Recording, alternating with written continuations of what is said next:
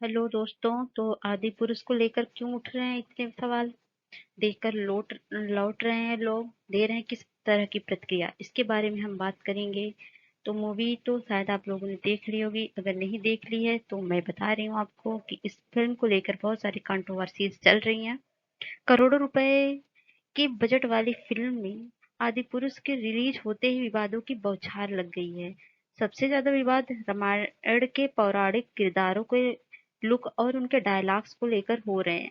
Film की तस्वीरें और वीडियो सोशल मीडिया पर वायरल होते ही कई जगहों से विरोध के सुर उठ गए हैं।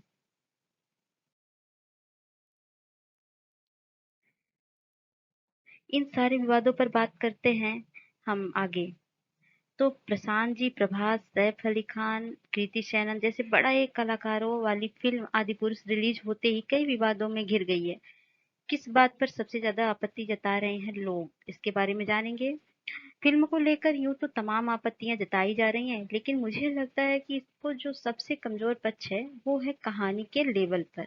हम जानते हैं कि महाकाव्य रामायण आम जनमानस से जुड़ा हुआ है। पूरे भारत में हम इसको बहुत ही श्रद्धा से देखते हैं, शायद इसलिए निर्माताओं ने फैसला लिया कि इतने बड़े बजट की फिल्म बनाई। प्रभास जैसे सुपरस्टार को लेकर लीड हीरो लिया। फिल्म का बजट भी करीब 500 से 600 करोड़ बताया जा रहा है। इसे भारतीय सिनेमा की सबसे महंगी फिल्म बताया जा रहा है। साथ में ही कृति सेनन जैसे कलाकार भी हैं। ओम राउत ने इसे डायरेक्ट किया है। फिल्म से एक्सपेक्टेशन दर्शकों को बहुत ज्यादा थी। मैं आपको बताऊं कि आज सुबह जब मैंने इसको देखा, उसमें काफी सीनियर सिटीजन और यहाँ तक कि दिव्यांग लोग भी वहां पर पहुंचे हुए थे। बहुत उम्मीद के साथ सिनेमा हॉल हाउसफुल था, लेकिन जैसे ही फिल्म शुरू हुई, उन्हें अपनी आस पूरी होती नहीं दिखी। खास तौर पर कहानी के मुद्दे पर और जो लुक है। हमने सबने रामानंद सागर की रामायण देखी हुई है। जब लॉकडाउन का दौर था, उसमें दोबारा से दूरदर्शन पर वो रामायण दिखाई गई, जो लोगों की यादें फिर से ताजा की गई। ऐसे में जब ये फिल्म सामने आई और इसके कुछ डायलॉग्स इस तरीके के हैं, जो उसे लेकर काफी लोगों में निराशा का भाव है। तो लुक्स की जहां तक बात है, तो रावण को काजल भरी आंखें और लंबी दाढ़ी वाला बताया गया है। वहीं हनुमान जी बिना मूंछों के, दाढ़ी के, बालों के, घनी पूंछों वाले राम हैं। सॉरी। लुक्स की जहां तक बात है, तो रावण को काजल भरी आंखें, लंबी दाढ़ी वाला बताया गया है। वहीं हनुमान जी बिना मूंछों के, दाढ़ी वाले हैं। वहीं राम जी घनी मूंछों वाले हैं। जैसा आपने कहा कि रामायण सीरियल देखकर लोगों के मन में जो छवि बसी हुई है, ये एकदम उसके विपरीत था। तो क्या इन कैरेक्टर्स को जिस तरह से रंग दिया गया है, जैसा लुक दिया गया है, इस पर लोग आपत्ति जता रहे हैं। मैं आपको बताना चाहूंगी कि पिछले साल दशहरे पर फिल्म का टीजर लॉन्च किया गया था। टीजर का मतलब होता है कि फिल्म का 1 मिनट का शॉर्ट वर्जन बहुत उत्साह के साथ अयोध्या में बहुत बड़े इवेंट के साथ लॉन्च किया गया था। वहीं से ही फिल्म को लेकर विवाद शुरू हो गया था। वहां पर ये सब चीजें सामने आई गई थी। हनुमान जी दाढ़ी वाले हैं, राम मूंछों वाले और रावण का काजल वाला लुक।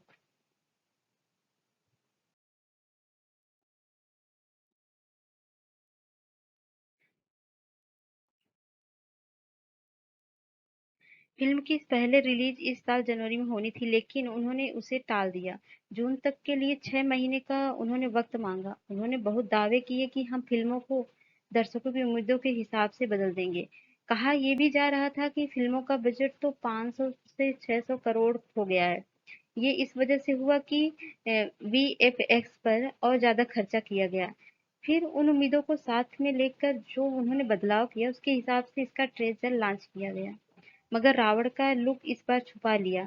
इस बार रावण का नए वाले ट्रेलर में फिर से सन्यासी लुक दिखाया गया, लेकिन रावण का जो 10 सिर वाला लुक जो सभी जानते हैं कि दशानन है, वो सब नहीं दिखाया गया था। मुझे लगता है कि फिर भी राम का मूंछों वाला लुक प्रभास का है।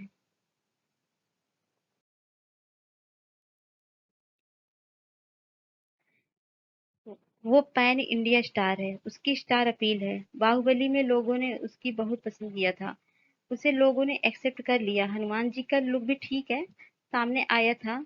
उसे भी लोगों ने एक्सेप्ट कर लिया। सबसे ज़्यादा ऑब्जेक्शन जो लगा वो रावण और उसके साथी ने थे। लंका के दैत्य या असुर थे, उनके किरदारों को अगर फ़िल्म सिनेमा में जाके देखेंगे तो वो असुर कम और कोई मध्यकालीन हमलावर ज़्यादा लगते हैं। हम सब बचपन सुनते आए हैं कि सोने की लंका होती थी, लेकिन फ़िल्म में ऐसा लगता है कि हॉलीवुड की नकल करने की चाहत में उनके काले पत्थरों की लंका बना दी गई है, जहाँ पर अंधेरा छाया रहता है। इस चक्कर में फ़िल्म का काफ़ी बड़ा हिस्सा एक डार्क थीम पर शूट किया गया है, जो कि 3D में बहुत अजीब लगता है।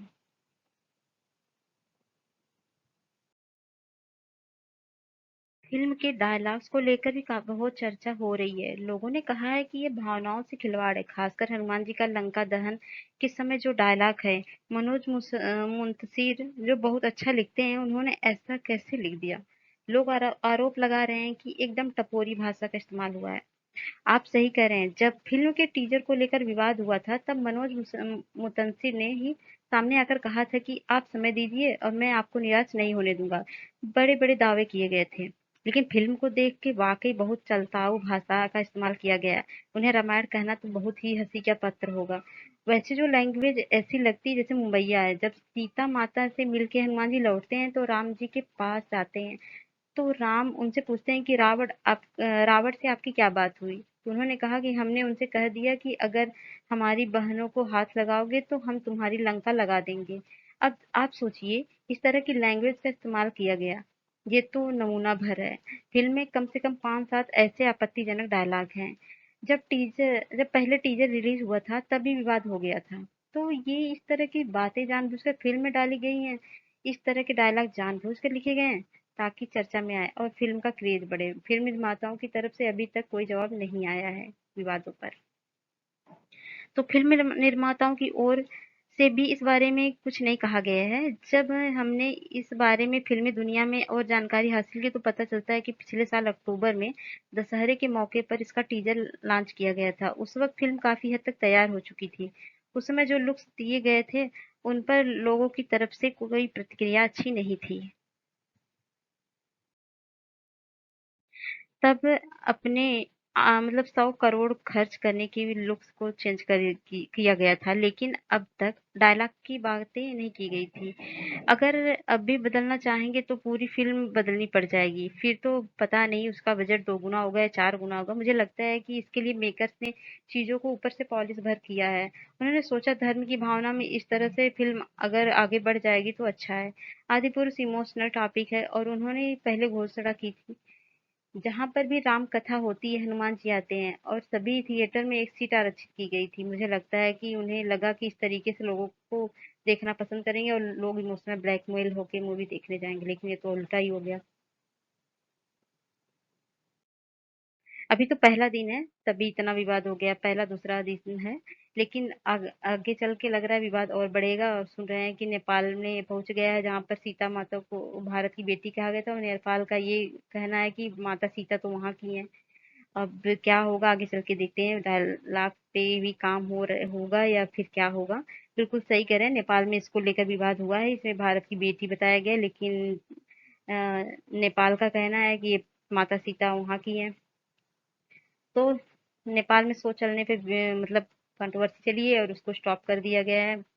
ऐसे ही बड़े बड़े कंट्रोवर्सी चल रहे हैं, अब देखें क्या होता है। खैर ये रहा तो ओवर थिंकिंग नहीं, फिल्म की बातें थी। अब नेक्स्ट बात करते हैं। लॉन्ग टर्म में ये जो विवाद है फिल्म को डुबो सकते हैं। चर्चा आने की वजह से इसका जवाब क्रेज और बढ़ सकता है। दोनों ही चीजें हो सकती हैं, या तो ये बढ़ेगा या फिर ये घट ही जाएगा। विवादों में आने से एक फायदा मिलेगा कि पब्लिसिटी मिलेगी, लेकिन मामला थोड़ा धार्मिक है और लोगों की भावनाओं से जुड़ा है, तो इसको विरोध प्रदर्शन का भी सामना करना पड़ सकता है। सिनेमा मालिकों के सामने भी शो रोकने के अलावा कोई ऑप्शन नहीं रह जाएगा, तो उस स्थिति में फिल्म के नुकसान झेलना ही पड़ सकता है। बात अगर फ़िल्म के कंटेंट की करें तो इसमें एक्शन ज़्यादा, इमोशन कम है। फ़िल्म के अंदर बहुत सारी कमियाँ हैं, एडवांस बुकिंग है तो अगले 3 दिनों तक फ़िल्म सिनेमाघरों पर ठीक करेगी, लेकिन वीकेंड के बाद सोमवार से या नेक्स्ट वीक में फ़िल्म क्या प्रदर्शन करेगी ये तो भाग्य ही निर्धारित करेगा। आपने पैसे लगाने की बात की तो इतने महँगे कलाकार, इतनी महँगी फ़िल्म, लेकिन वीएफएक्स की काफ़ी आलोचना हो रही है, कहा जा रहा है कि बहुत ही हल्का वीएफएक्स है। तो ठीक है, फ़िल्म देखी है, बताइए आपको कैसा लग रहा है?